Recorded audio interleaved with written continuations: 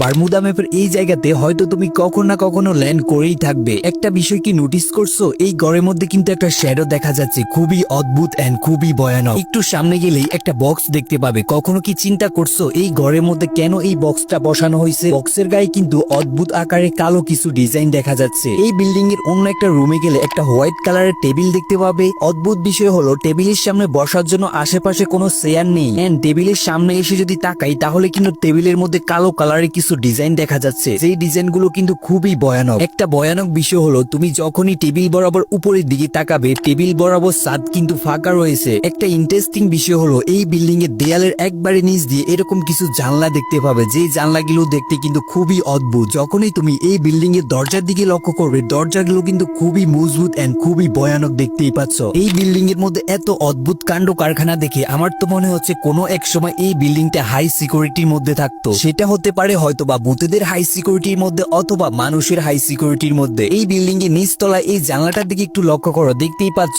এই জানলাটা কতটা অদ্ভুত দেখতে। আসলেই এবার সত্যি সত্যি আমার শরীর শিউরে উঠতেছে। আমার তো মনে হচ্ছে এই বিল্ডিং এর মধ্যে কোনো একটা রহস্য লুকিয়ে আছে। এই রহস্য শুধু একমাত্র গেইনাই জেনে থাকবে।